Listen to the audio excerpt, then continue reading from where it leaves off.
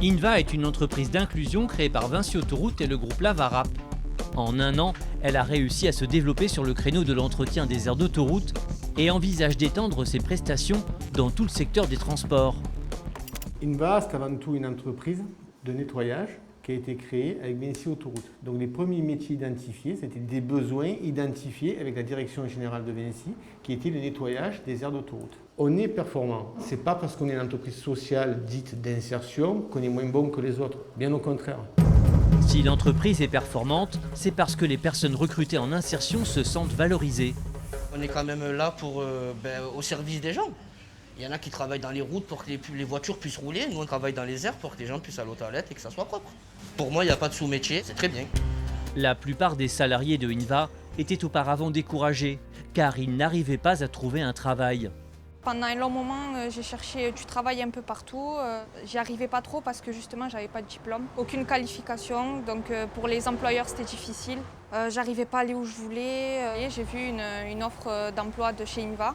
J'ai donc envoyé mon CV et j'ai été contactée très rapidement. À mon premier entretien, on m'a dit qu'il n'y avait pas besoin ni de formation, ni d'aucune qualification, qu'il fallait juste être là et avoir le permis de conduire, en fait, rien de plus. Cette jeune femme qui n'avait pas de diplôme ni d'expérience a pu rebondir grâce à Inva et aujourd'hui a un emploi pérenne au sein d'une collectivité locale. Entre-temps, elle avait repris confiance en elle. Nous, ce qu'on va faire, c'est donner à cette personne qui rentre chez nous, qu'elle reprenne confiance en elle, qu'elle acquiert ses valeurs en travaillant chez nous, parce que c'est les mêmes règles pour tout employeur. Entreprise d'insertion, il faut que mes salariés arrivent à l'heure, il faut qu'ils ne me mentent pas, il faut qu'ils fassent attention au matériel, qu'ils respectent les consignes, comme de partout. Hein. Mais surtout, ce qu'on va leur expliquer, c'est que par eux-mêmes et le travail qu'ils vont faire eux, qu'ils vont pouvoir réussir. Nous, on est là que pour leur donner des clés et les aider. L'insertion, c'est magique. Et clairement, je ne vais pas dire que mes salariés, c'est des magiciens, mais je peux vous dire qu'il y en a beaucoup qui m'ont fait rêver.